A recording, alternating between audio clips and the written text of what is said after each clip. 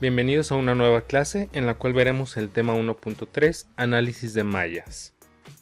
¿A qué hace referencia este método? Bueno, el método de corrientes de mallas es una técnica usada para determinar la corriente de cualquier elemento resistivo en un circuito plano. Para entender un poquito más esta definición vamos a ver algunos otros conceptos. Primeramente, ¿qué es una malla? Es una sucesión de componentes que encierran un camino. Este concepto se aplica mayormente a circuitos planos y es un lazo que no contiene ningún otro en su interior. En un circuito plano existen tantas mallas como ventanas. Bueno, ya hemos visto circuitos resistivos, serie paralelo mixto, y cada ventanita de nuestro circuito se considera una malla. Otro concepto que es un circuito plano es aquel que se puede dibujar en un plano de tal forma que ninguna rama quede por debajo o por encima de otra rama. Estamos hablando en referencia a las líneas de conexión. Esta técnica está basada en la segunda ley de Kirchhoff. Básicamente esta segunda ley de Kirchhoff nos dice que la sumatoria de las caídas y elevaciones de voltajes en un circuito cerrado es igual a 0. O en un circuito resistivo simple con una fuente, lo que nos dice es que las caídas de tensiones en las resistencias nos debe dar lo mismo que lo de la fuente.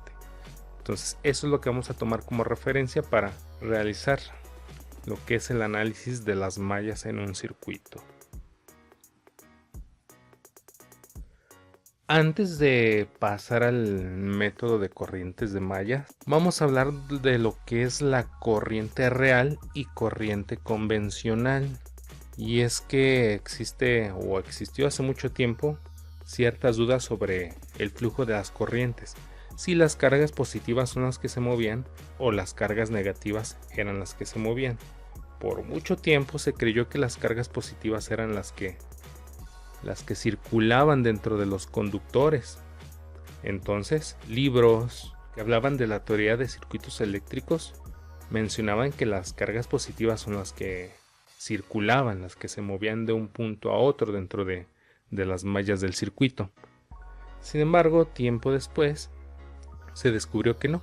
Las cargas que se movían eran las cargas negativas. Al final de cuentas, los electrones que se desprenden de las órbitas de los átomos son las que viajan de átomo a átomo entre las órbitas de estos. Y a final de cuentas, todos los cálculos que se desarrollaban, las teorías, pues realmente se obtenían valores correctos. Simple y sencillamente, al ver que las cargas negativas son las que viajan, de los resultados obtenidos simplemente se les cambia el signo. ¿Cuál es el sentido de esta corriente? El sentido real de la corriente eléctrica siempre hace circular los electrones desde el polo negativo al positivo, estamos hablando de la fuente. Sin embargo, el sentido convencional al que circulan es al contrario, del polo positivo al polo negativo. Nosotros en los ejercicios que hemos visto anteriormente hemos dibujado el modo convencional. Hemos utilizado el modo convencional, ya que el modo convencional nos dice que las cargas viajan del polo positivo al negativo. Y esta flecha representa el flujo, del positivo al negativo. Esa es la forma convencional. La forma real, que es la que nos indica que los electrones son los que se mueven, o las cargas negativas, van del polo negativo al positivo. No importa cuál de los dos métodos utilicemos, lo importante es que tengamos en cuenta las reglas para utilizar uno y para utilizar otro. Nosotros vamos a basarnos en el modo convencional, de tal forma que para el modo real lo único que vamos a hacer es considerar una tensión negativa. Si las cargas salen del negativo al positivo, nuestra tensión vamos a considerarla como negativa. Mientras que vamos a tomar como referencia el modo convencional, vamos a indicar como positivo nuestra fuente de tensión. Sale del positivo al negativo, vamos a considerarlo positivo. Es lo único que vamos a tomar en cuenta en el desarrollo del análisis de mallas de nuestros circuitos, ya que nosotros vamos a proponer el flujo de las corrientes en nuestras mallas. Por lo tanto, repetimos: forma real, una tensión negativa; forma convencional, tensión positiva. Y esto es importante ya que vamos a obtener algunas ecuaciones y pues los signos son de vital importancia. Ahora sí, vayámonos al método. Tenemos este circuito de los más sencillos para el análisis de mallas. ¿Cuándo vamos a utilizar análisis de mallas? Bueno, normalmente lo utilizamos cuando tenemos más de una fuente en nuestro circuito. En este caso tenemos dos fuentes y en diferentes mallas. Esta ventanita se considera una malla, esta ventana se considera otra malla. Entonces tenemos un circuito con dos mallas. Tenemos una fuente de tensión V1, una fuente de tensión V2 y tres resistencias R1, R2 y R3. El método nos dice: primero, proponer el flujo de las corrientes de mallas alrededor del perímetro de cada malla. Nosotros vamos a proponer el flujo de las corrientes que circulan por cada malla, ya sea en sentido horario o sentido antihorario. Vamos a proponerlas. Vamos a proponer una corriente 1 en esta primer malla que fluye en sentido horario. Vamos a proponer la segunda corriente circulante en la segunda malla. Lo vamos a proponer en sentido antihorario. Como les digo, eso lo proponemos nosotros, no importa en qué sentido. Sin embargo, es importante lo que comentábamos de las corrientes convencional y real. Según vaya el sentido que propusimos, va a ser el signo de la fuente que vamos a proponer en nuestra ecuación o nuestras ecuaciones. Ya tenemos el paso número 1.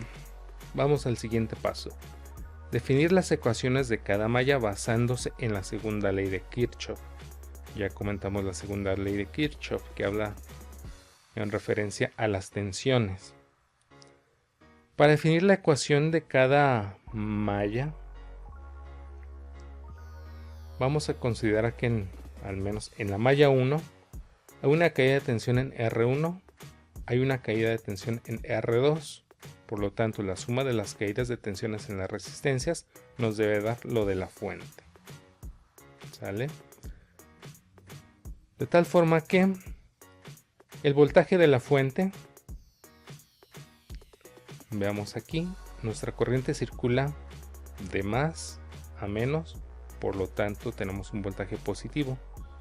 Cuando es positivo podemos omitir el signo, pero de antemano sabemos que es positivo. Va a ser igual a las caídas de tensiones en los elementos de la malla. ¿Qué caída de tensión hay en R1? Pues la caída de tensión es la multiplicación de R por I. Eso nos da voltaje. Entonces la caída de tensión en R1 es R1 por I1. Aquí hay un voltaje. Más la caída de tensión en R2, que es R2 por I1. Aquí hay otra caída de tensión. La sumatoria de estas caídas de tensión nos debe dar lo de la fuente. Hasta aquí tenemos el análisis de esta primer malla. Sin embargo, también hay que tomar en cuenta las corrientes de las mallas vecinas, según las resistencias que se estén compartiendo entre las mallas. Esta resistencia R2 también está compartida en la malla número 2. Y la corriente I2 tiene una influencia en la resistencia R2. Por lo tanto, también hay que tomarlo en cuenta. Así que hay que sumarle o restarle la influencia que tiene la malla 2 en la resistencia 2, que están compartidas. ¿Cómo vamos a saber si vamos a sumar o restar? Pues va a depender del flujo de las corrientes. Veamos. De la primera malla, que es de análisis, tenemos una corriente que fluye en este sentido horario. Viéndolo en referencia a la resistencia, es una corriente que fluye de arriba hacia abajo. De arriba hacia abajo. Mientras que la corriente I2 también fluye de arriba hacia abajo. O sea que la corriente 1 y la corriente 2 van en el mismo sentido. Si van en el mismo sentido, por lo tanto, la corriente I2 se la vamos a sumar a la corriente I1. Y eso lo vamos a hacer de esta forma. Vamos a sumarle la influencia que tiene I2 multiplicado por R2. Aquí existe otra caída de tensión influenciada por la corriente 2. Reduciendo un poco, tenemos factor común I1. Estas dos I1s están multiplicando a R1 más R2. Y esta R2 por I2 queda igual. Esta es nuestra primera ecuación, la ecuación que representa esta primera malla. Ahora vamos a analizar la segunda malla. Tenemos una corriente que fluye en sentido antihorario. La corriente va del positivo al negativo, es la forma convencional. Por lo tanto, tendremos una fuente con un signo positivo. Y tenemos dos resistencias en la malla, R3 y R2.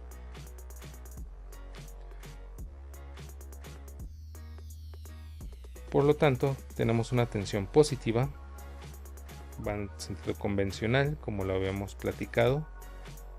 R2 por I2, esa es una caída de tensión, más R3 por I2, otra caída de tensión.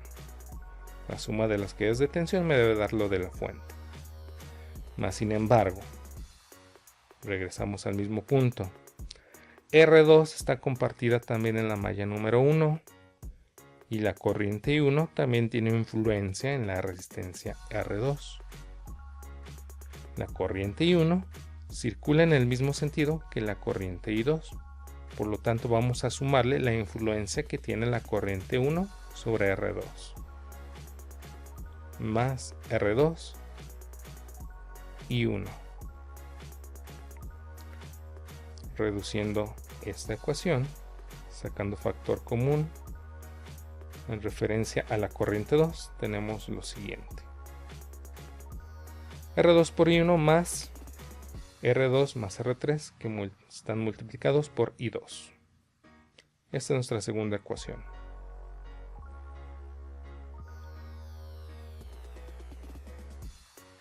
¿Qué es lo que obtenemos? Un sistema de ecuaciones lineales en la cual vamos a tener los términos independientes, que son los voltajes V1 y V2, y los coeficientes de las corrientes. Las corrientes son nuestras incógnitas y los coeficientes son los valores resistivos. Por lo tanto, para nuestra primera ecuación, el coeficiente de I1 es R1 más R2. Aquí lo tenemos. El coeficiente de I2 es R2. Aquí está. Para nuestra segunda ecuación tenemos el término independiente V2 y el coeficiente de I1, que viene siendo R2, y el coeficiente de I2, que viene siendo la sumatoria de R2 más R3. Ya obteniendo estas ecuaciones, finalizamos con aplicar un método de solución de ecuaciones lineales. Cualquier método que ustedes sepan y utilicen comúnmente, del que se acuerden, no importa. Ya sea que utilicen Gauss-Jordan, regla de Kramer, incluyendo utilicen método de sustitución, de igualación de ecuaciones, cualquiera de todos esos métodos que nos lleve a obtener las incógnitas I1 e I2 son válidas. Inclusive pueden utilizar las calculadoras científicas que tienen la posibilidad de solución de ecuaciones, calculadoras graficadoras, algún software, el mismo internet, pueden hacerlo. Lo que vieron en álgebra lineal aquí lo pueden utilizar a través de la solución de ecuaciones lineales. Bueno, ya he explicado a grandes rasgos este método, vamos a hacer un ejemplo sencillo. Este mismo circuito vamos a ponerle valores. Tenemos nuestro circuito, dos mallas, una fuente de tensión de 12 volts y una fuente de tensión de 10 volts. Las resistencias R1 6 ohms, R2 8 ohms y R3 4 ohms. Vamos a repasar el método. Primeramente, proponer el flujo de las corrientes de cada malla. Nosotros lo vamos a proponer en el sentido que querramos, horario o antihorario de cada malla. Vamos a proponer la corriente I1 en sentido horario, simple y sencillamente para obtener un voltaje o una tensión positiva por la forma convencional de la corriente, mientras que la I2 vamos a proponerla en sentido antihorario de igual forma, viendo que ese es el sentido convencional, positivo o negativo, y por lo tanto nos va a dar un valor positivo de la fuente. Vamos a definir las ecuaciones de cada malla. Bueno, vamos a tomar como referencia la ecuación obtenida en el ejemplo anterior, bueno, en el análisis del proceso. Aquí está. 12 volts positivos, 6 y 8 que están en la misma malla, que multiplican a I1 más la influencia que tiene la corriente 2 en 8. Entonces aquí es la multiplicación, I2 por 8, y lo vamos a sumar a la ecuación. Ahora vamos a analizar la malla número 2. Vamos a tomar como referencia la ecuación obtenida del ejemplo anterior. Y tenemos la corriente 2 que multiplica la sumatoria de las resistencias de la malla, que es 8 y 4. Y la influencia que tiene la malla vecina en la resistencia de 8 ohms. Como van en el mismo sentido, vamos a sumarle, que sería corriente 1 por 8 ohms, que es la resistencia 2. Sustituyendo los valores tenemos esta ecuación. Ahora vamos a simplificar los valores de la primera ecuación o de la primera malla. Tenemos 6 más 8, tenemos 14 de I1, 8 y 2. Mientras que la segunda malla, 8 y 1 más 12 de I2. Sacando los coeficientes de las ecuaciones, en nuestra matriz de valores, tenemos en los términos independientes 12 y 10, mientras que por el otro lado tenemos 14 y 8, 8 y 12. Lo que procede ahora es aplicar cualquier método de solución de ecuaciones lineales. Pueden darse un tiempo para dar solución a este sistema de ecuaciones por el método que ustedes usen y utilicen.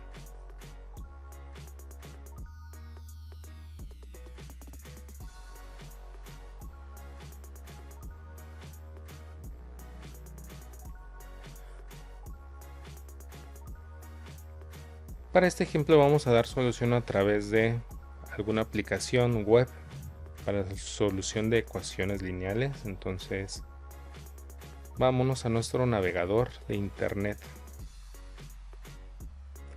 Ya estando en nuestro navegador de internet, pues vamos a buscar sistema de ecuaciones lineales 2x2 online. Vamos a entrar a esta primera página que nos por S. Vamos a colocar los coeficientes de nuestras ecuaciones. En los términos independientes tenemos 12 y 10. Para las y1, que en este caso son las X, tenemos 14 y 8. Mientras que en las corrientes y2 tenemos coeficientes 8 y 12. Y vamos a dar en calcular.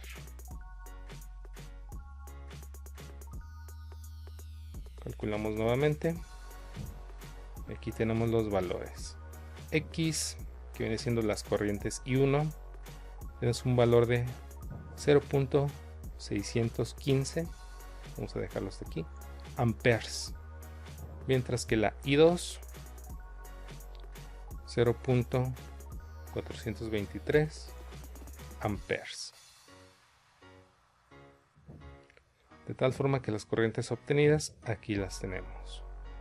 0.615 amperes para I1 y 0.423 amperes para I2. Por lo tanto, la corriente que circula en 6 ohms es este valor. La corriente que circula en 4 ohms es este valor.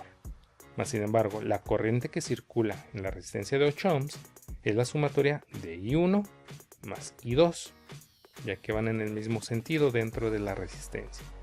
Si fuera el sentido opuesto a alguna de ellas, sería la diferencia de las corrientes. Espero que quede claro esta explicación. Apenas es la introducción, vamos a seguir viendo más ejercicios aplicando el método de mallas. Cualquier duda pueden comunicarse con su servidor para aclararlas. Sin más por el día de hoy, nos vemos en la siguiente clase.